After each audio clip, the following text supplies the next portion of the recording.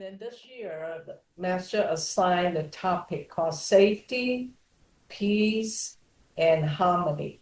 So I choose three texts to talk about safety, peace, and harmony. So I start with Mangala Sutta to talk about the teaching of how to get blessing and protection. And then I would share His Holiness, the Dalai Lama, his word of wisdom on peace. Then later on would present a sutta from the Nikaya, original or early Buddhist teaching collected in the Pali Canon. And the sutta is called the Honeyball Sutta. So, three things. As far as for Mangala Sutta, this is my third time speaking about, the Mangala Sutta.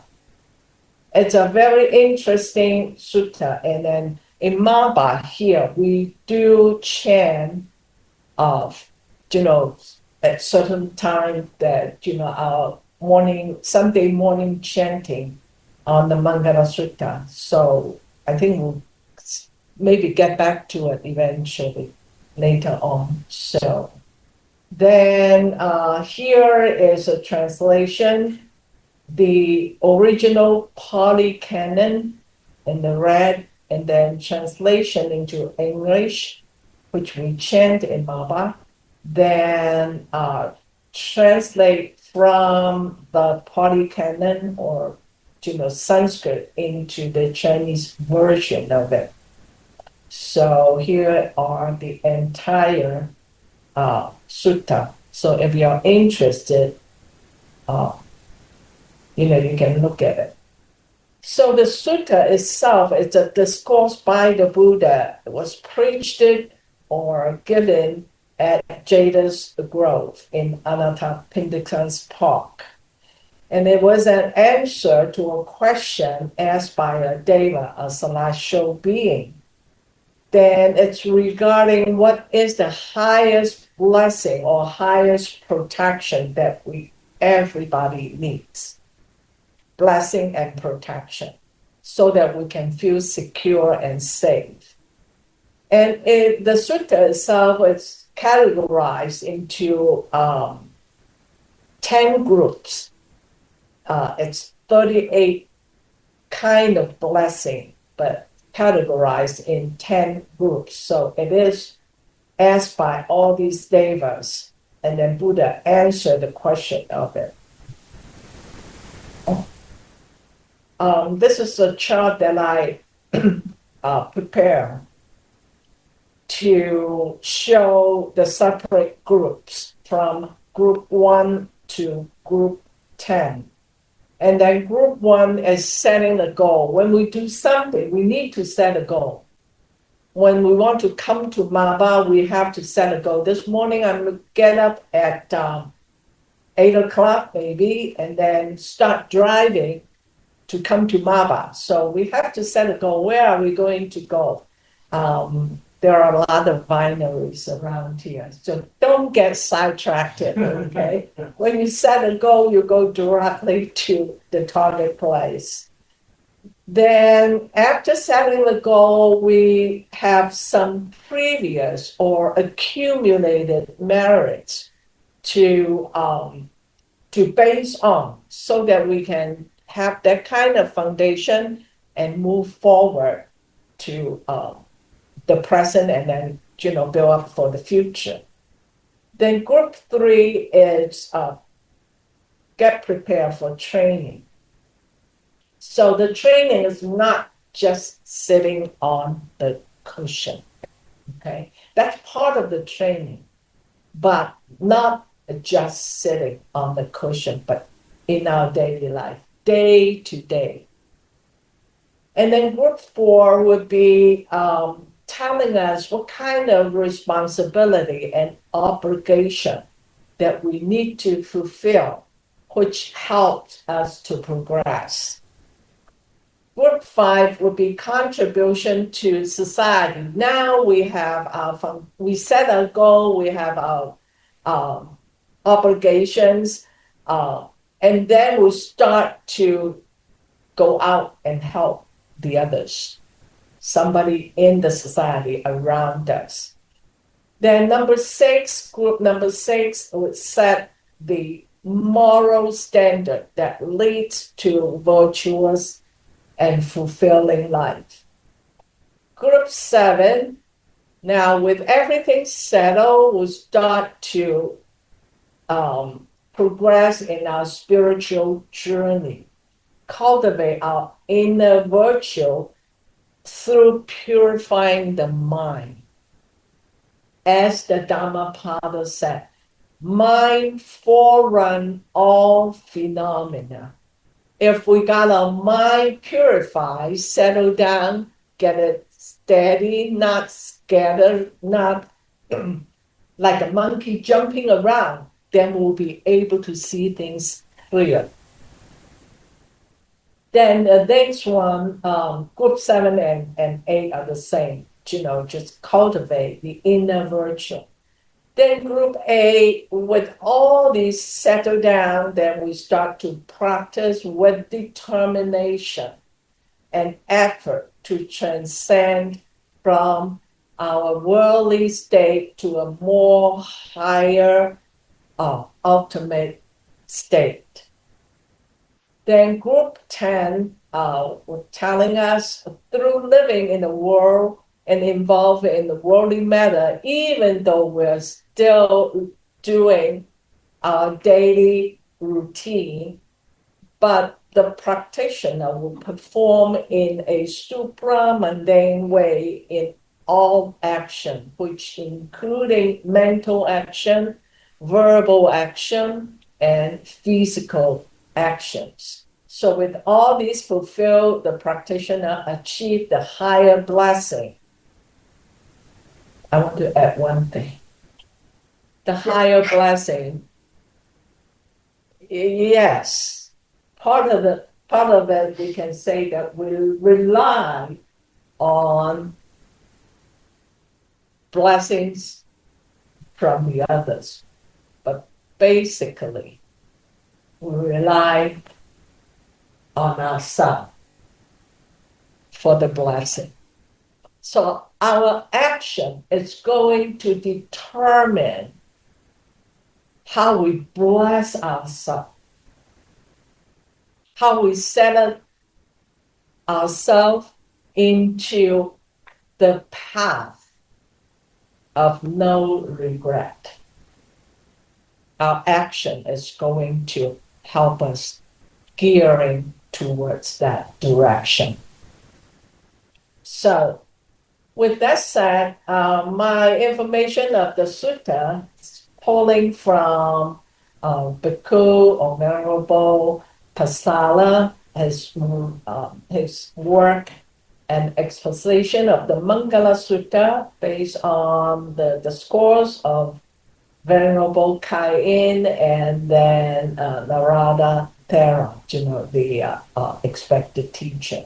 So these are my resources. We finished group 1, so I'm not going to repeat it. Finished group 2, group 3, group 4, and now we are at how to contribute to the society. Start with generosity. We all know I'm going to be generous, So maybe offering is one of the way to perform generosity. There are actually commonly referred to 3 types. One is material. Okay, material. The other one would be like, I stand by you when you need help. Okay, fearlessness. Like somebody is afraid in the dark, you stay with them. Or supporting. Okay, then the other one is teaching. not only, not just referring to the Buddha's teaching, but also teach them how to be a good person, how to act virtuously, how to abandon unwholesome actions, how to make a righteous living. These are Dharma, these are the teachings. So we can do it, no doubt about that. Everyone here, our friends, we can do it. Okay? And then when we do it, when we perform the generosity, sometimes, if I say, have a person across the street, a child or elderly, and there is a fulfillment inside. Hey, I did a good job. I did a good work. So we have a performer, some person who helps, and then we have the action, and then we have a receiver. Okay, those are good. Basically, at the beginning of generosity, perfectly fine. But eventually, those are the things that will build up our ego, even though as a virtuous act. So when the generosity or donation offering is performed, that just put it down. Let go of it. Done is done. Okay? Don't cling to it and say, oh, I did a good job. I helped somebody. So make sure that actions being performed without any condition, without any expectation for rewards or answering back. So just perform it, let it go. And then seek for another. No, that's not okay. So that's what the meaning of the will of three will of emptiness. Empty in the person, perform it, empty in the material or action, empty in the receiver. Then the next one would be, this is a more technical term as a bodhisattva. If you want to walk the bodhisattva's path, we have as I mentioned in my class, we have 6 jobs that every single action will put a little drop inside the job, starting with generosity, starting with morality, starting with effort, all these little jobs. If we help a person across the street, then we put a little drop in the jar of generosity. If we restrain ourselves of not performing an unwholesome action, we put a little drop in the jar of morality. All these, small jars. We have talks about the 6 paramis or paramitas. Okay, so we can refer to our teachers, venerable, who talk about the paramita or paramitas. So the purpose is to benefit others. Then you ask the question, how about me? You want to benefit the others, but how about me? Now, trust me, you're one of the others. So to start with yourself and then extend it out, okay? Then prepare to sacrifice. Now, don't go to big things that, it's on fire, somebody is in fire, I'm going to jump in and save it, without considering this life. Yeah, we can do that as a bodhisattva, but there might not be chances to do that. So how about sacrifice our time, okay, to help cooking at Maba's kitchen? That's one sort of sacrifice. Sacrifice our TV time to help our niece and nephew to study. sacrifice. Not necessarily the entire life, okay? Like I said, a little drop in the jar, a little drop in the jar. It's going to build up and accumulate.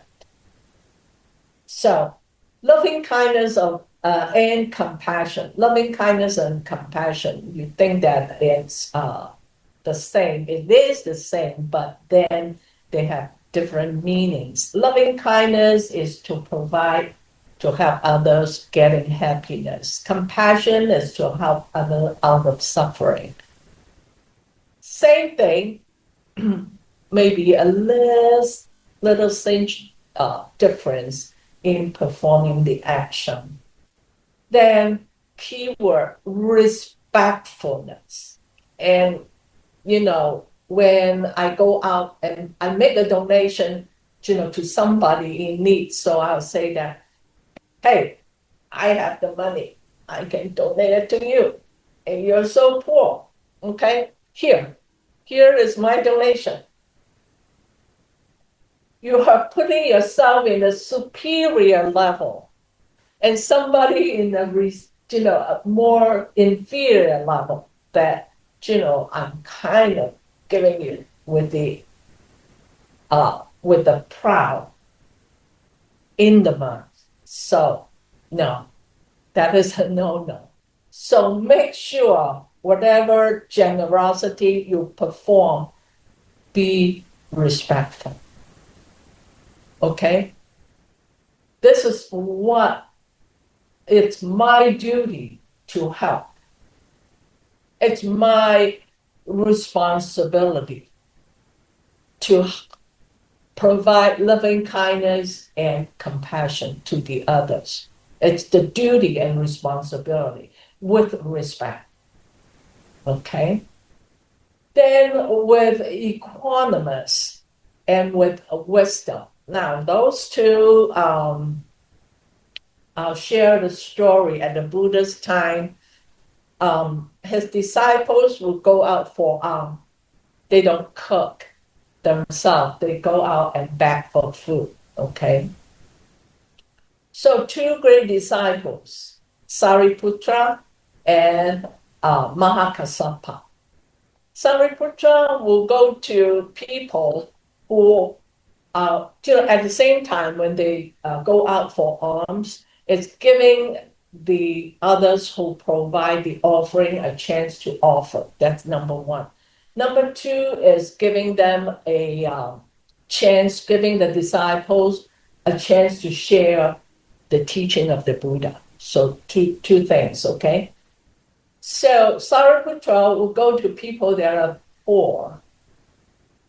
So giving the poor a chance to make the offer to the disciples and listen to the Dharma. Mahakassapa will go to the people who are rich, giving the rich people a chance, even though they are rich, but they still need the merits.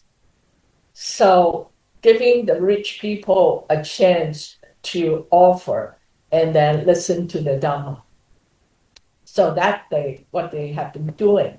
Then they came to the Buddha and the Buddha would say, no, both of you are wrong. It should be equanimous when you do the offering, whether it's poor, rich, healthy, unhealthy, it doesn't matter. Offering is just offering, okay? Dharma is just Dharma. So don't have a judgmental or duality inside the mind when we perform the generosity. Okay? Sometimes it's easy to make a judgment and say, oh, this person needs more, that person needs less. That's okay. But then, when we offer, you don't judge that this is less or this is more. It's equally mentally in a very equanimous and equal mind. So, and that takes wisdom. You see a person, begging on the street, and out of compassion, you pull out your wallet and here, $5, go. that may be for drug. So we need wisdom to make the judgment. Okay. And then one story I was telling that my son he went to Europe, Wisconsin, in Madison for his college, his undergrad. So there are many homeless people there, and one of them approached him and say that I haven't been eating for 3 days or 2 days. I'm very hungry. Can you give me some money, so that I can have a meal? And he stopped his car and walked down, and he said that, let's go to McDonald's. I'll pay whatever you order. Even take home, go ahead and have that. So that's what he did. And then his friends would have a bottle of water inside the car and then granola bar.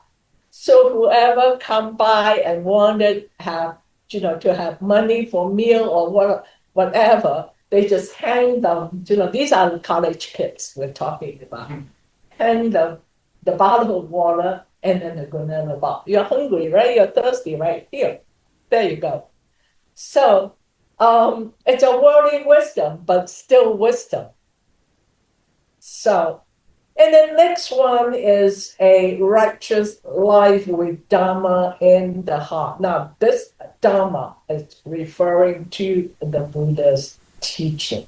Okay? So, our conduct, we have to be very mindful about that.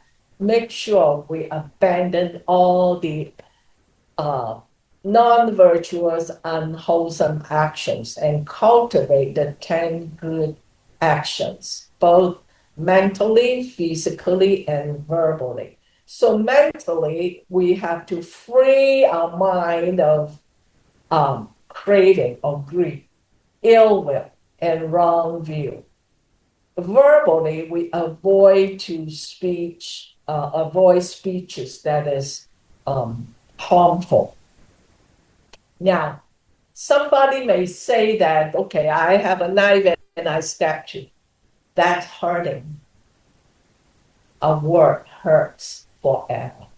A harsh word hurts forever because you're planting a hurting seed inside this person's mind, and he or she is going to carry it day in, day out. Whenever the thought arises, oh my goodness, you stab them with a knife, it's a wound, go to the hospital, have medicine on it, the wound will heal, but that sharp word going to linger for a long time.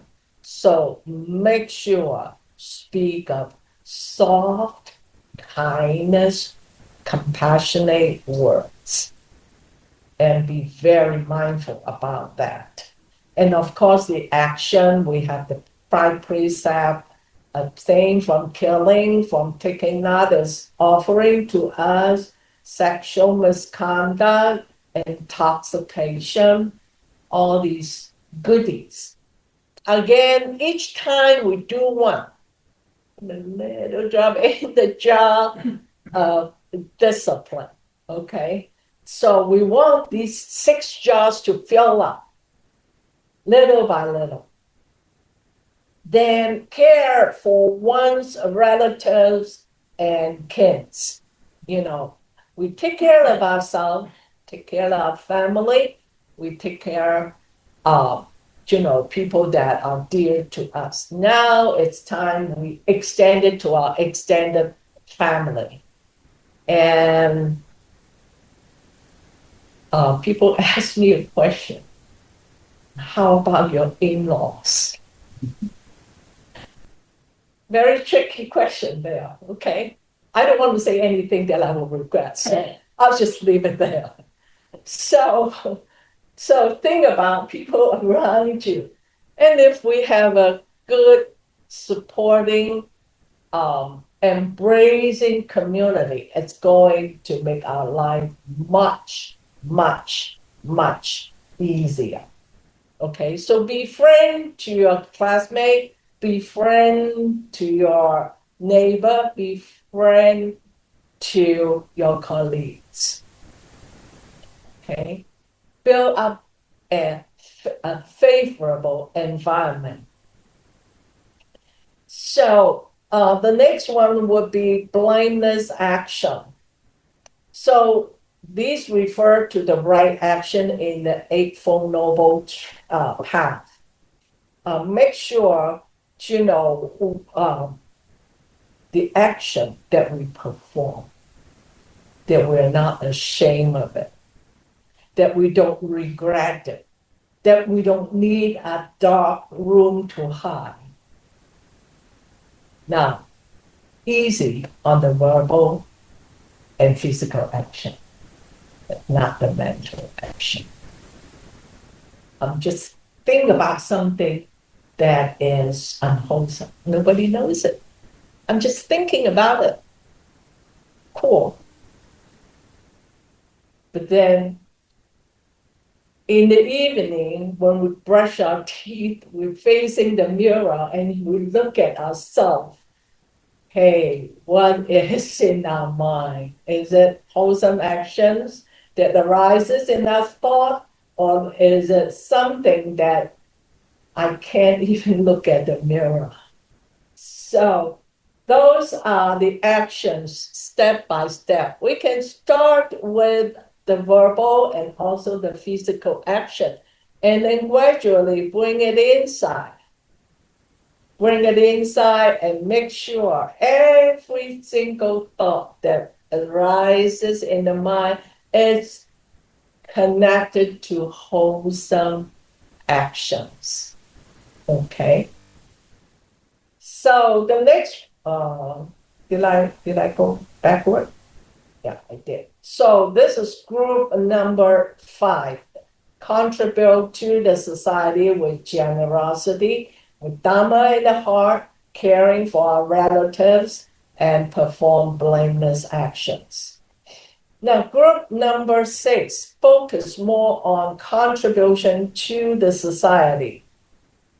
To start with, we have to be restrainful in the unwholesome action. Again, this is regarding to the 5 precepts. Make sure that we act in accordance with the 5 precepts, including the intoxication. And then heedfulness in things that arises. This is a practice of the right effort in the Eightfold Noble Path, and also the effort in the 6 paramis.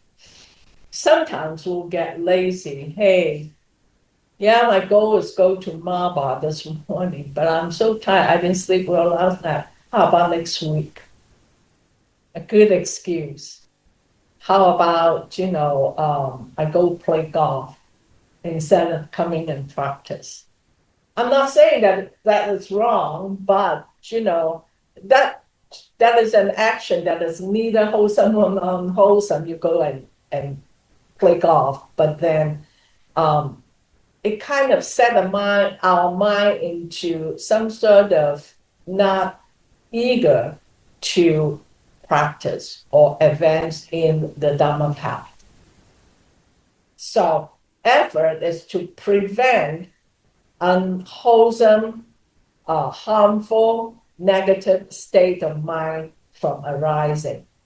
To abandon or to let go, help us to abandon or let go of the negative state of mind, to maintain the wholesome and strengthen the wholesome actions, and to give rise or maintain the energy so that the wholesome action would start to surface. So that's what it says.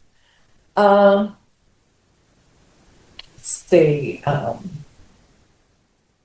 it says, just like a gardener that, we need to cultivate. Then the next one would be diligence paramis. Again, a little jar to fill in. So we make the goal, we set the goal, we start practicing, but don't give up. At certain time, you say that, oh, I'm not getting anywhere in my practice. So maybe I'm not suitable for. Maybe that the teacher is teaching me something wrong. Maybe the situation is not favorable for me to continue. So make sure we insert the energy, the effort diligently. Okay. Um, that's all set for group number 6. Then group number 7, we start to train the mind. We start to progress, to walk on the path of spiritual development. Okay. Again, a respectfulness, it's one of the key words here. We respect to the teacher, especially our great teacher at our back, the Buddha. So every time we bow down to the Buddha, we even do the half bow or the full bow. What is happening in our mind? Ask a question. Ask yourself that question. Is it just the gesture? Is it just the posture? Is it just an action? Is it just showing? Some people would do that, okay? They bow down. What happened in the mind when we bow down? Okay? Am I praying for something? Am I asking for some reward? What happened in the mind when I bow down to the Buddha? First one is respectful. And you're not bowing down to the statue. You're bowing down the quality, the characteristic of the Buddha. What is the Buddha? The Buddha is not the statue. The Buddha is someone who is awakened from and let go of all the defilements, from the ignorance to awaken to the clear and compassionate mind. So when you bow down to the Buddha, you bow down to the quality, not only to them, but to yourself too. Because you, I should say, we are the future Buddha. We have the Buddha quality in ourselves. So with respect, not only to our teacher, but to yourself, to make sure you respect yourself. Okay? So with respect, and when we listen to the teaching, whether it's the Buddha's teaching or somebody, helping us with their knowledge, then we respect that, to all teachers who help us. Wise teachers, wholesome teachers. Somebody telling you, hey, let's go do drugs. Those are not your teachers. Don't do it. Okay? Those are not a wise teacher. So do not associate with the fool. Remember the first criteria? Associate with the wise. That's important, number 1. And then be humble. Humble in the way is like not deceiving, not just word language wise. Humble from the bottom of our heart. I do learn something, but then that's not enough. Okay? I have some knowledge, but somebody else can also teach me. Be humble, not just saying it. Somebody would just say it. Oh, no, no, no, no, no. Okay, I have no idea. No, no, no. Saying it, but inside, much better than you. So that's a no-no. That's a no-no. Just make sure that humble is from the bottom of our heart.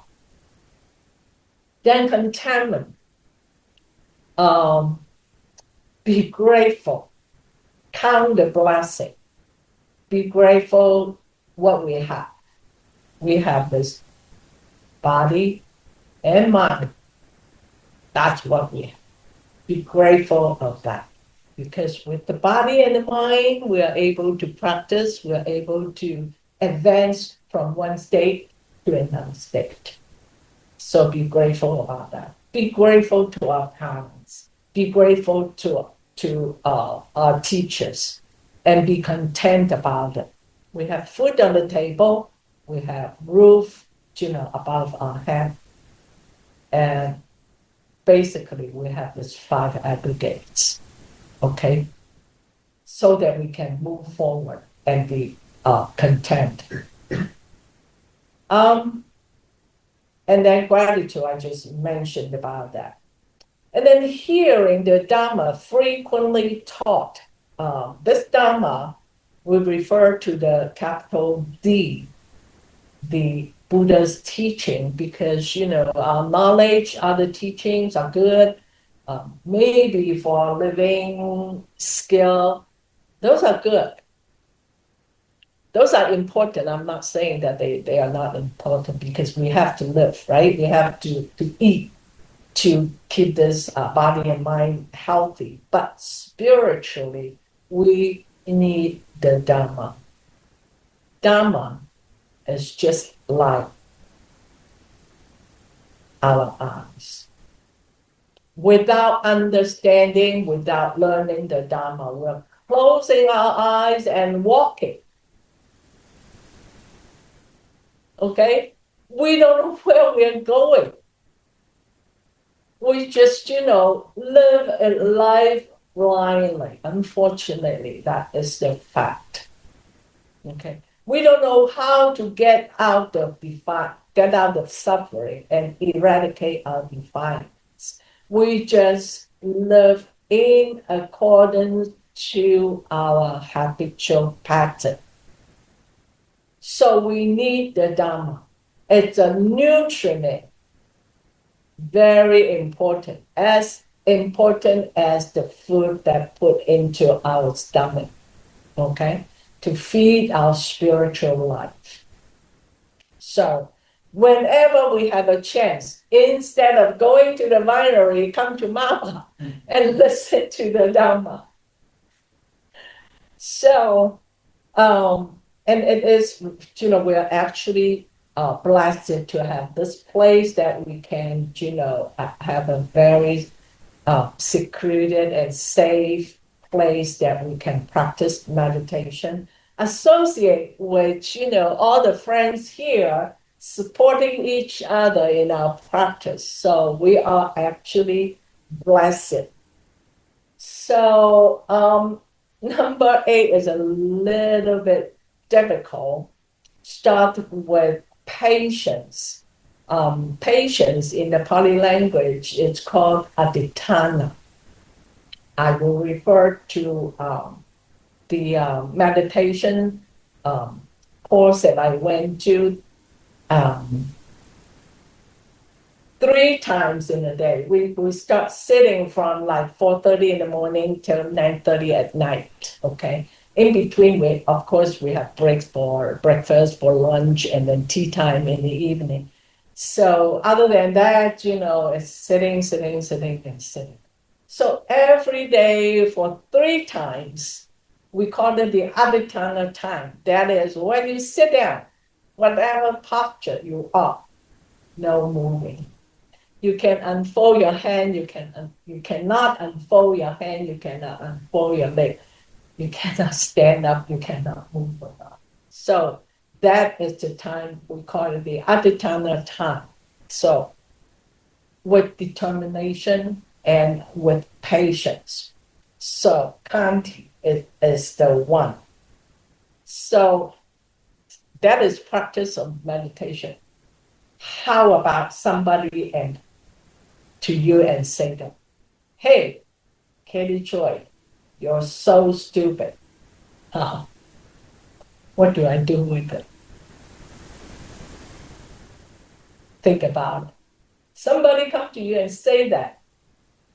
Of course, definitely unpleasant feeling keep start to arise, and then my perception will say that, I don't like it, I don't like it, I don't like it. Okay. And the next step would be like relation. I'm going to talk back to this person. And then all the scenario comes. When do I know this person? How can he, say these things to me? Oh, the wild thoughts start to sprout. We call it the papancha, the conceptual proliferation. Then the decision will be made. Raise my hand and slap this person. So, Kanti, patience, is helping us to say that, hey, stupid, how to spell it? It's only made up of, a few letters from the 26 letters, English letter. And it's only a word, right? And why do I have to relay that letter to this person called I? Okay? So actually the person who said the word to me had some kind of anger probably in them. Okay? So why am I getting, involved in others' anger? Why do I pick up the weight, other people's weight on my shoulder? We think about it. So just say a word. A word is a word, right? So that's how we start to train our patience. And then willingly to accept once for all, of course, I don't have any fault. What do you mean? I'm so perfect. I can do the Dharma talk. And you're saying that I'm at fault? No way. Think about it. Think about it. These are the little things that we can deal with day in, day out. Okay? Are we a perfect person? Can we just admit that a little bit imperfect to start with? All these small things add up. Again, I'm going to mention the jars. Put a little bit in that jar, put a little bit in one jar. Eventually, it's going to fill up, and our entire vision, entire life will change. Just a little bit a day. So tonight, when you go home, when you brush your teeth, facing the mirror, and you ask yourself that how many wholesome actions, mentally, physically, and verbally, did I perform? And if we did one, pick up a piece of paper and pencil, write it down.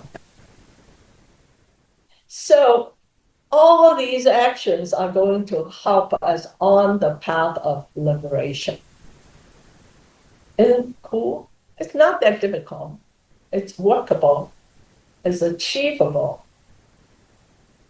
My time is up, so I'll, talk about number 9 or maybe a little bit of number 2 next time. Yeah, a little bit of 8, 9, and 10. Then we'll finish the safety section of the topic. Put our palms together. May all beings be happy. May all beings be healthy. May all beings be peaceful. And may all be beautiful. Thank you very much for sharing the Dharma.